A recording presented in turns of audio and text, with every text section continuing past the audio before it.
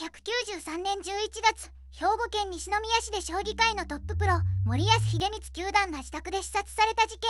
その犯人は当時わずか12歳の長男だったのだ。将棋の九段という実力者が自分の息子に殺されるなんて信じられない事件よね。どうもずんだもんなのだ。どうも四国メタンよ。今回取り上げるのは1993年に兵庫県西宮市で起きた森保秀光九段殺害事件なのだ。プロ棋士として頂点に立つ父親と12歳の息子の間に一体何があったのかしら。将棋界のエリートとして知られた父がなぜ我が子に命を奪われることになったのか、その背景にある家族の苦しみに迫っていくのだ。厳しい父と追い詰められた息子、その関係がどこから歪んでいったのか気になるわ。後半では僕止めたんで、この悲劇がなぜ起きたのか、そして社会は何を見落としていたのかについて深く考えていくのだ。12歳という年齢が少年法でどう扱われたのかもしっかり確認したいわよね。この事件は将棋界だけでなく日本社会全体に大きな衝撃を与えた事件なのだ。当時の報道を知っている人も初めて知る人もぜひ最後まで見てほしいわ。事件の詳細からその後の社会的な影響までしっかりと解説していくのだ。風化させてはいけない事件だと思うわ。それでは早速事件の全貌を見ていくのだ。どんな家庭環境がこの悲劇を生み出したのかしら。楽しんでほしいのだ。最後まで一緒に考えていきましょうね。この事件は一人の少年が将棋盤の前で父親に叱責された夜から始まったのだと後の調査で伝えられているのだ。将棋盤の前でなの？そうなのだ。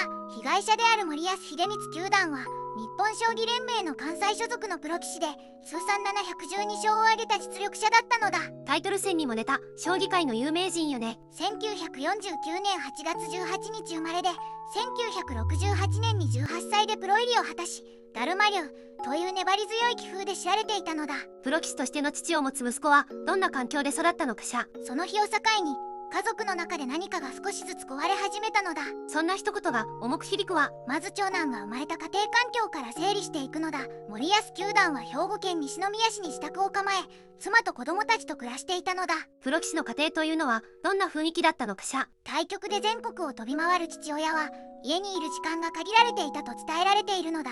しかしいざ家にいる時の父親は非常に厳格だったそうなのだ。厳格というのはどのくらいのレベルだったの？近隣住民の話によると、家の中から父親の怒鳴り声が聞こえることが珍しくなかったと語られているのだ。外まで聞こえるほどの声ということね。長男は1981年生まれで事件当時は12歳、小学6年生だったのだ。父親との年齢差は32歳で世代的にも価値観の開きが大きかったと考えられるのだ。12歳の子供とトップレベルのプロ棋士の父親か。森保九段は将棋に対して極めてストイックな姿勢を持っていたと伝えられているのだ。当然息子にも高い水準を求めていたそうなのだ。プロとしての厳しさを家庭にも持ち込んでいたのね。長男もまた将棋を学んでいたのだが、父親の指導は激しいものだったと報じられているのだ。うまくさせないと厳しく叱責されることが続いたそうなのだ。相手はまだ小学生よ。それで厳しく叱責されるの？子供の頃から繰り返された叱責は長男の心に深い傷を刻んでいったのだ。当時のクラスメートによると、彼は学校でも表情が暗くあまり笑わない子だったと語られているのだ。学校でもそんな様子だったなんて心が苦しくなるわ。ただ成績は真面目にこなしており問題児とは見られていなかったのだ。内側に抱えたものを外に出すことなく静かに耐え続けていたと伝えられているのだ。外には出さずにずっと内側に溜め込んでいたのね。父親の叱責は将棋に限らなかったと報じられているのだ。勉強や生活態度についても厳格な基準を息子に課していたそうなのだ。逃げ場がなかったのね、その子には。学校でも家庭でも常に誰かの基準に合わせ続けなければならない状況だったのだ。そしてその重圧は1993年に入ってから一層強くなっていったと伝えられているのだ。1993年に入ってから何かあったの？当時の森保九段は B 級1組での対局を重ねており A 級復帰を視野に入れていたのだ。棋士としての緊張した局面が続く中で家庭内の空気も張り詰めていったそうなのだ。父親自身もプレッシャーの中にいたのね。追い詰められた大人が家庭に持ち込む緊張感は子供にとって逃げようのない重圧になるのだ。長男もまたその空気を全身で受け止め続けていたのだ。子供にはその重さをどこにも吐き出す場所がなかったのね。当時の小学校の担任教師は長男の変化を感じ取っていたと後に語っているのだ。秋頃から元気がなくぼんやりしていることが増えたと伝えられているのだ。担任も気づいていたの？しかし直接の面談や家庭への連絡といった具体的な介入には至らなかったのだ。1993年当時学校が家庭内の状況に踏み込む体制は今よりずっと整っていなかったのだ。気づいていたのに動けなかったということね。当時の日本では家庭内の問題は家庭の中で解決するものという認識が根強く、外部が介入することへの抵抗も大きかったのだ。その内輪で解決という空気が子供を追い詰めてしまったわよね。長男が抱えるストレスのサインは家の外にもいくつか現れていたのだ。近所の子供たちとの遊びにも加わらなくなり、放課後は一人でいることが増えていったそうなのだ。孤立していったので少しずつ。また事件の数週間前には学校の友人に対して家にいるのが辛いと漏らしていたと伝えられているのだ。これが周囲に届いた数少ない SOS だったのだ。友人に打ち明けていたの？でもそれが大人には届かなかったのね。子供が発するサインは往々にして大人の目に届く前にかき消されてしまうのだ。1993年当時、子供の SOS を受け止める相談窓口や支援体制は今と比べてはるかに乏しかったのだ。今の時代でも難しいのに30年前はなおさらだったわ。少年法の観点からも重要な背景を整理しておくのだ。当時の少年法では14歳未満の少年は刑事責任を問えない触法少年として扱われていたのだ。12歳だと刑事裁判にはかけられないのね。触法少年の場合は家庭裁判所への送致を経て少年院への送致などの保護処分が検討されるのだ。刑事処罰ではなく教育・更生を目的とした処遇が原則となるのだ。法律の上ではまだ守られるべき子供として扱われるのね。しかしその守られるべき子供深刻な危機状態にあったという現実は誰にも十分に認識されていなかったのだ。制度の外側で一人の子供が壊れていったということよね。事件直前の数日間、長男はほとんど食事をとらなかったと後に明らかになっているのだ。夜も眠れない日が続き、精神的に極限状態にあったと伝えられているのだ。事件の直前にそこまで追い詰められていたの。そして1993年11月22日、その極限状態はついに取り返しのつかない形で爆発することになるのだ。その日が来てしまったのね。まず被害者となった森保秀光球団について改めて紹介するのだ。1949年8月18日、岡山県笠岡市生まれの44歳だったのだ。将棋界ではダルマ流と呼ばれた棋士よね。そうなのだ。転んでもすぐに起き上がる粘り強い棋風からその名がついたのだ。観戦記者からは鋼鉄のマシュマロとも称されていたのだ。強さと柔らかさを兼ね備えた棋士だったのね。1968年にプロ入りを果たし、1981年の棋王戦ではタイトル挑戦を経験したのだ。1984年には名人戦の挑戦者にも名乗りを上げた将棋界を代表する実力者だったのだ。輝かしいキャリアを持った棋士だったのね。事件当時は一度 A 級から5級していたものの、着実に復調を遂げて B 級1組まで上がり、A 級復帰も現実的な目標として見えていた時期だったのだ。もう少しで再び頂点に近づける、そんな矢先だったのね。家族から見た森保球団は将棋への情熱と厳格さが表裏一体の人物だったと伝えられているのだ。長男に対しては特に高い期待をかけ、日常生活においても厳しい言葉や態度で接することが多かったそうなのだ。子供にとっては父親がどれほど偉大でもその厳しさは重かったでしょうね。では事件当日の経緯に移るのだ。1993年11月22日、兵庫県西宮市にある森保家の自宅は静かな住宅街の一角に立つ2階建ての一軒家だったのだ。普通の家庭に見えていたのね。1階にはリビングと和室があり、2階に各自の寝室が並ぶ間取りだったと伝えられているのだ。その日の夜、森保球団は自宅の1階にいたのだ。家族が同じ屋根の下にいたのね。この後、事態は急転するのだ。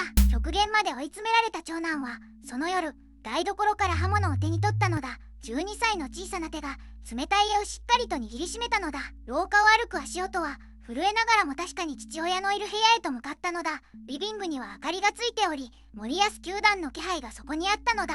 長男は部屋の戸口に立ち、父の背中を視界に捉えたのだ。父はその瞬間まで息子がそこにいることに気づいていなかったと伝えられているのだ。長男は声も上げず、一気に距離を詰めたのだ。刃物を力の限り振り下ろした瞬間、室内に鈍い音が響いたのだ。森保球団は声を上げ、よろめきながら振り返ったのだ。しかし12歳の息子の手は止まらず、さらに繰り返し刃物を振り下ろし続けたのだ。防御しようとした形跡があったとも伝えられているのだが、44歳の騎手はその場に崩れ落ちたのだ。長年将棋盤の上で戦い続けた男が自分の家の中で自分の息子によって命を絶たれたのだ。言葉が出ないわ。翌11月23日、西宮市の自宅で森保秀光球団が刺殺された状態で発見されたと報じられているのだ。死因は刃物による死傷で、44歳の生涯に幕が下りたのだ。発見されたのは翌日だったの？事件発覚の経緯については、家族または関係者が翌朝に異変に気づき通報したと伝えられているのだ。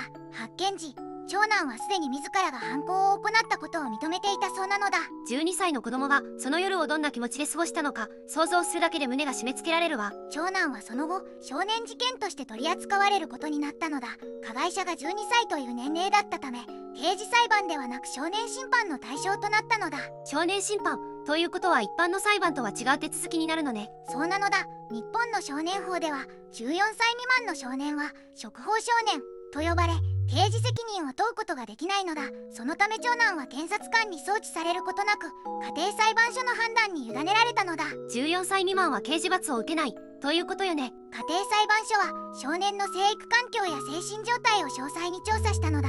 その結果長男は児童自立支援施設への送致という処分を受けたと伝えられているのだ。少年院でもなく刑務所でもなく支援施設への措置だったのね。触法少年に対する処分は罰を与えることより更生と保護を優先する考え方に基づいているのだ。長男が置かれていた環境そのものが事件の背景にあると判断されたからこそそのような処分になったのだと考えられるのだ。父親を失った現実と自分がしてしまったことの重さをあの子はずっと背負い続けることになるのね。将棋界への衝撃も計り知れなかったのだ。森保球団の訃報は11月23日に広まり同月26日には宝塚市の大臨寺で葬儀が執り行われたと報じられているのだ。棋士仲間たちもどれほど言葉を失ったことか。通算712勝469敗という輝かしい成績を残し弟子も育て永久復帰を目前にしていた棋士の命がこのような形で絶たれたのだ。将棋界だけでなく社会全体に大きな衝撃を与えた事件として今も語り継がれているのだ。この悲劇が家族の間で何が起きていたのかを社会に問いかけることになったのね。ここからは僕とメタンの見解を話したいのだ。事実だけじゃわからない部分について私たちなりに考えてみるわよ。まず考えたいのは12歳の少年がなぜ父親に手をかけるという極限の選択をしてしまったか、その内面の崩壊はどこから始まったのかということなのだ。12歳といえばまだ小学6年生ね。その年齢でそこまで追い詰められるなんて普通じゃ考えられないわ。僕が注目するのは森保球団がダルマ流と呼ばれるほど粘り強く何度倒れても起き上がる気風の持ち主だったという点なのだ。その精神的な強靭さが家庭においては息子への厳格な要求として向けられていた可能性があると思うのだ。将棋の世界で生き残ってきた人の強さが子供には重圧になっていたということかしら。そうなのだ。プロ棋士として長年勝負の世界に身を置き永久復帰を目指して懸命に戦っていた父親にとって妥協や逃げることは許されない生き方だったと伝えられているのだ。その価値観が息子にも向けられていたとすれば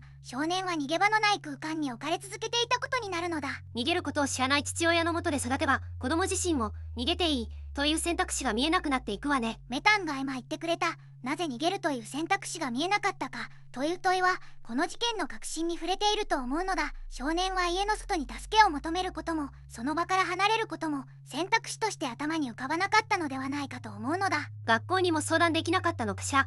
友人や先生に打ち明ける機会はなかったのかしら。1993年当時家庭内の問題は家の中で解決すべきものという意識が社会全体に根強く残っていたのだ。学校のカウンセラー制度も現在ほど整っておらず子供が家庭の苦しさを外に発信する回路が極めて限られていた時代だったのだ。制度の問題もあるとはいえ周囲の大人が気づいてあげられなかったのは悔しいわよね。僕はこう思うのだ。少年の内面崩壊は一夜にして起きたわけではなく長期にわたる緊張と抑圧が積み重なった結果だったと思うのだ。毎日顔を合わせる相手からの強いプレッシャーは逃げ場がない分外部のストレスよりもはるかに深く心をえぐるのだ。家が安全な場所でなくなった時子供には本当にどこにも行けなくなってしまうのね。しかも森保球団はプロ棋士という社会的に尊敬される立場にあったのだ。外では称賛される父親が家の中では別の顔を見せていたとすれば少年はこの苦しさは誰にも信じてもらえないという孤立感を深めていったのではないかと思うのだ。社会的地位の高い父親を持つ子供が抱える孤立って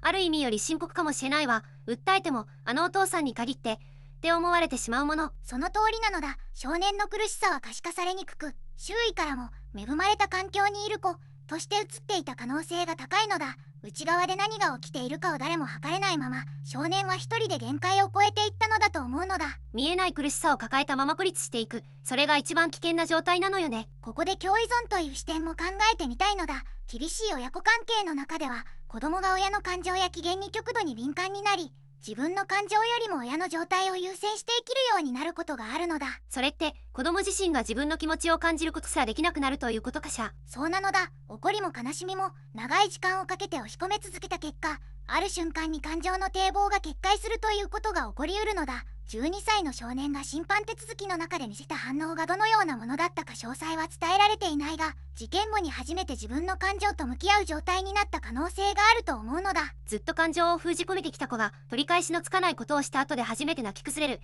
そういうケースはあるのよね。また少年法の観点からも触れておきたいのだ。1993年当時、14歳未満の少年は刑事責任を問われないという規定があり、この少年は家庭裁判所の審判を経て児童自立支援施設への送致という保護処分が適用されたのだ。刑事裁判にはならなかったのね。少年法は更生を目的にしているから罰ではなく保護と教育の枠組みで扱われたということかしら。そうなのだ。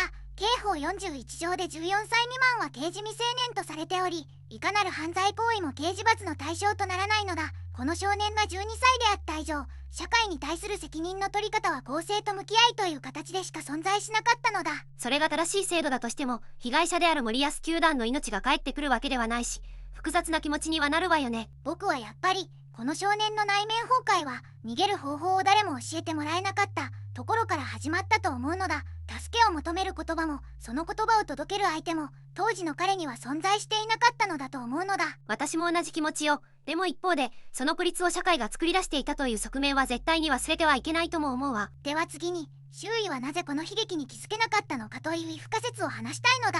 確かにあれだけの厳しさが家庭にあったなら、学校や近所が全く気づかなかったというのも不思議な気がするわ。まず学校について考えると、当時の少年は小学6年生だったのだ。毎日担任教師と顔を合わせる機会があったはずなのだ。授業中の様子や友達との関わり方から何かシグナルが出ていなかったかしら。1990年代前半の小学校には今のようなスクールカウンセラー制度がほぼ存在していなかったのだ。教師が気になる子供を見つけても専門家につなぐルートが整備されていなかったのだ。スクールカウンセラーの全国配置が始まったのって1995年以降だったものね。この事件はその直前だったわ。もし担任がこの子は家で何かあると直感していたとしても、踏み込むための仕組みも権限も当時の教師には与えられていなかったのだと思うのだ。介入できたかもしれない窓口が制度として存在していなかったということね。次に近隣住民という視点で考えると、森保球団は当時プロ棋士として知られた存在だったのだ。あの棋士の家という見られ方がかえって周囲の介入を遠ざけていた可能性があるのだ。著名人の家庭だからこそ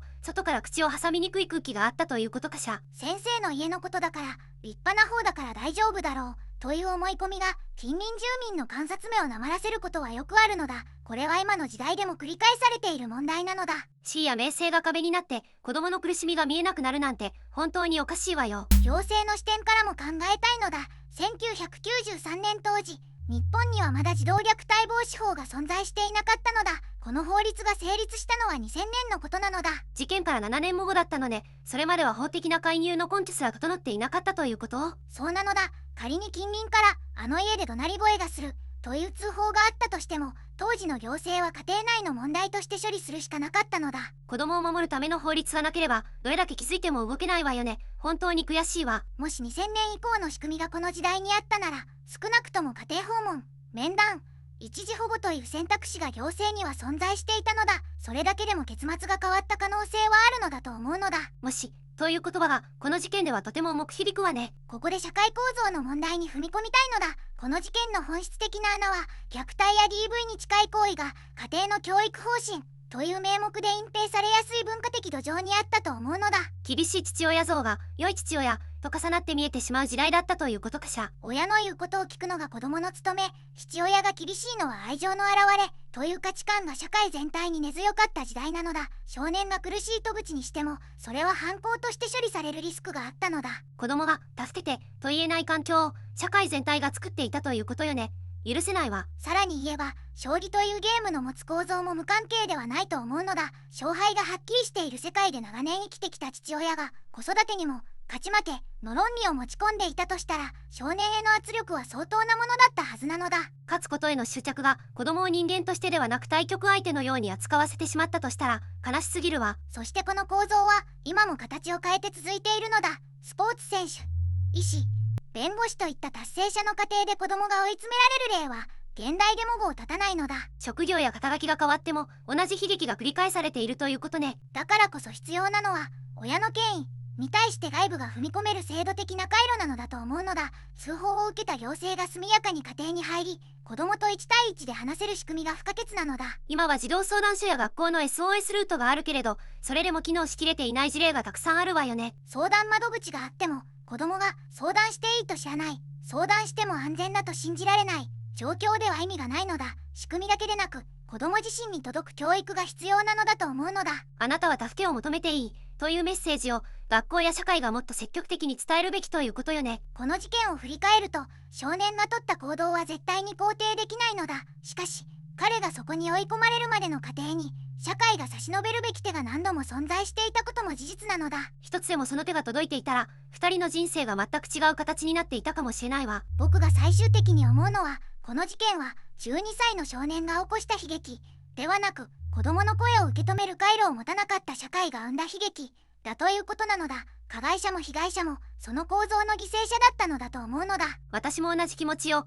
2人ともその時代と社会に作られた悲劇の中にいたのだという見方は絶対に忘れてはいけないと思うわ。というわけで今回は1993年に兵庫県西宮市で起きたプロ棋士森保秀光九段が長男に殺害された事件を解説したのだ。どうだったメタン？重く悲しい事件だったわ。仮説推論パートで話した社会の回路が機能しなかったという視点は今の時代にも十分通じる話だと思うの。12歳の少年はそこまで追い詰められていたのに誰も気づけなかったという現実が私には一番重く響いたわ。将棋界の頂点を目指して戦い続けた森保秀光九段は44歳という若さで命を絶たれたのだ。彼が盤上で見せたダルマ流の粘り強さをもっと長く見ていたかったのだと思うのだ。森保九段のご冥福を心からお祈りするわ。ここまで見てくれてありがとうなのだ。チャンネル登録と高評価をしてくれると嬉しいわ。概要欄に再生リストも貼ってあるからぜひ見てほしいのだ。コメント欄ではこの事件についてみんなの意見を聞かせてね。また明日なのだ。